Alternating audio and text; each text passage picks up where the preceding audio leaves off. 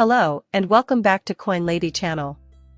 There may be far-reaching long-term consequences from recent, unexpected, and breaking news for cryptocurrencies.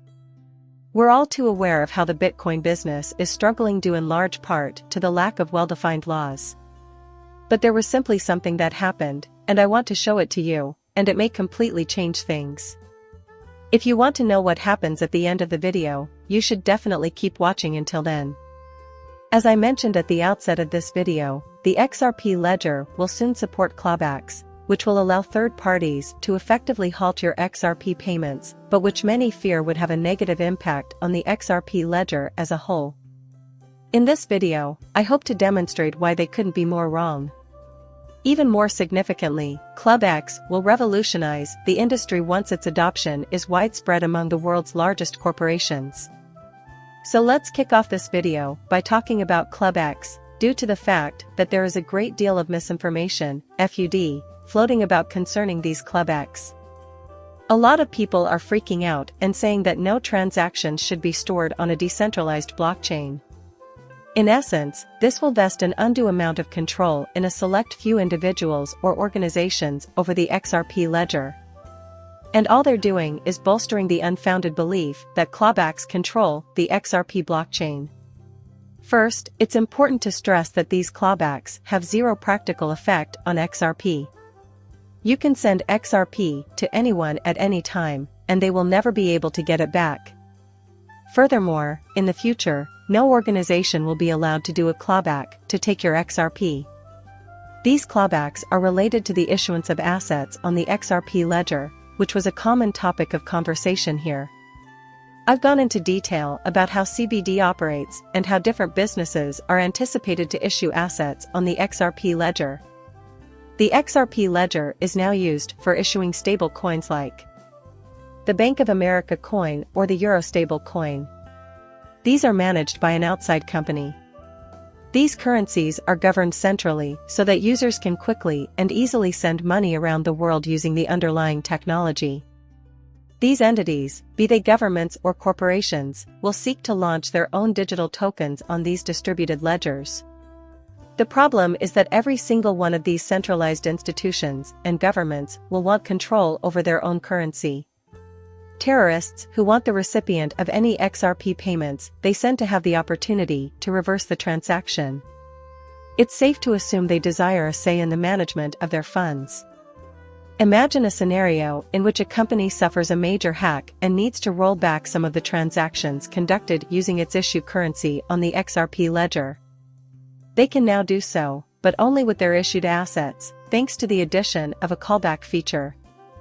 What this clawback item will ultimately accomplish is giving businesses and governments greater control over the assets they issue on the XRP ledger.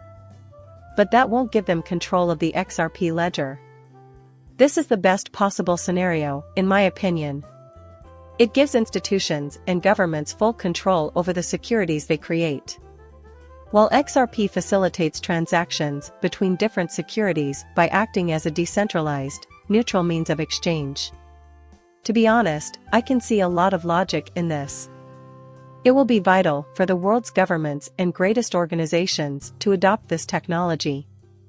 Large institutions of strong governments inevitably require some measure of monetary regulation. As much as we'd all like to embrace a more decentralized future in which we have equal power to the state and all the huge businesses, that's not where we're headed. If you've been keeping track, you'll know that we've been heading in the opposite direction over the past few years. Clawbacks are an inevitable consequence of the need for tighter regulation of the financial dealings of the world's largest financial institutions and national governments. Now that we've gotten that settled, we can go on. Realizing that Ripple is making remarkable progress in this area is also crucial. The FNE Welfare Twitter account pointed out earlier today that Ripple has won yet another CBC platform innovation competition. Ripple has recently been found to be working with roughly 30% of all central banks globally on test pilots for digital currency. That's like 20% of all the world's central banks right there, dudes. Large corporations and governments are adopting the XRP ledger as a means of issuing value on the technology, which helps to clarify why Ripple needs a functionality clawbacks. These institutions and governments are cognizant of the fact that superior technological means are necessary for value transfer. However, they need to ensure that they can follow the appropriate rules that are already in place. We are now ready to adopt the XRP ledger on a large basis. The institutions and central banks are presumably telling Ripple that they need to make sure they have the ability to perform clawbacks of their assets. This is why clawbacks are widely employed, and why I think they're so important. Ripple has expertly negotiated the trade-off between granting institutions programmability over their own money and endangering the ledger's, i.e., centralized, character. Clawbacks on issued assets don't hurt anyone, in my view, unless you're worried that a particular institution may issue a clawback on a Bank of America coin or something similar. Do not keep that coin in your hand. Use XRP or your own currency instead.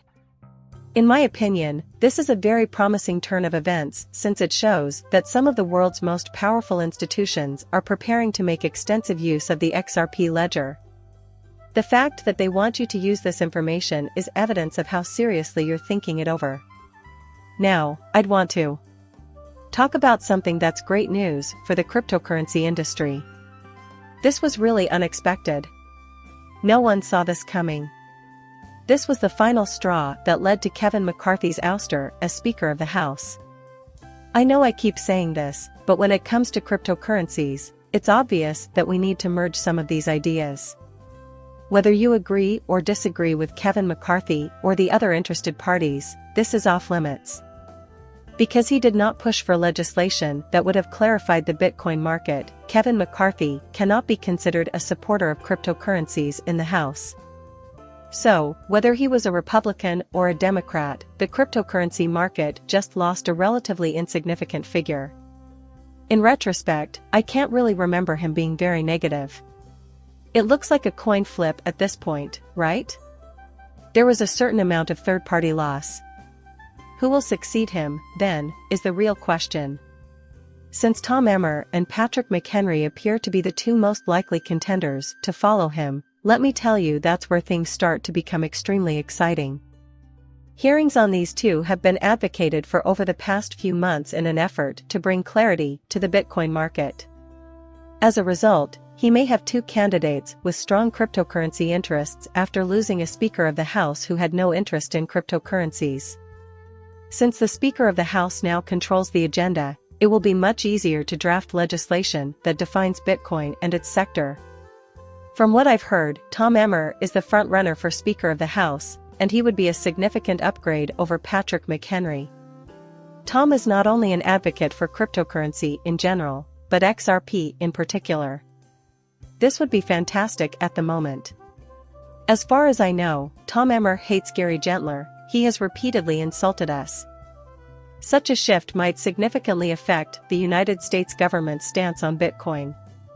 There will, of course, always be skeptics of the asset class. What's most important, though, is that the House will have a leader who makes cryptocurrency a major priority. The fact that this has never actually occurred before led many to underestimate its likelihood. The loss of McCarthy's speakership came as a surprise to everyone. Moreover, no one had any reason to believe McCarthy would back crypto. Thus, there has been a major shift in the US government's posture toward cryptocurrencies, and after watching this video of Tom Emmer openly explaining XRP, you're going to get quite enthusiastic about him perhaps being Speaker of the House. Okay, let's do it. If Tom Emmer doesn't do this, I think Gary the Gangster will be under a lot of pressure. There will also be major initiatives to positively explain the Bitcoin market. Few in our government have a clear picture of the complexities of his holdings. Tom Emmer is undeniably one among them, and there are people here from both major political parties. However, we are primarily focusing on the Republicans at the time, because they were the party that recently ousted their own speaker. I think you'll quickly see that Tom Emmer has so much more to contribute than practically anyone else in Congress in terms of bringing transparency to this market, which is why I'm urging you to watch this video and listen to this clip of him. My viewpoint is crystal obvious. Listen up, XRP is not a security. Okay here. However, you should still consult the SEC before proceeding. It's annoying that you probably overheard me say this. You handled the situation with exceptional grace. Not going to be very nice about this. You should probably take up this role. That's the one I need to work on. If the delay is more than 2 years, business owners like you and everyone else in this town hall will be forced to start looking elsewhere. The money goes where it's least difficult to transfer it. One of the impediments that the government has put up so far is that we have less of a possibility of becoming the dominant power. It also hinders development. As a result, we won't stop what we're doing here. Please excuse me, Parian, I realize we're pressed for time, but I want to show my gratitude for all of your support by making a gift as we continue to educate these members of Congress as a team. Do you understand, once again, the impact that can have on the likelihood that a political official will glance over to see what Emma is up to? What does he acquire? Holy cow, he's getting money for his campaign. Please update me on the current status of cryptocurrency. We should encourage them because it's the right thing to do and it's in keeping with human nature. That's a big push. We're here to help you out. Once again, I appreciate you being the one to initiate this. It's been 2 years, yet I still think it's having an impact.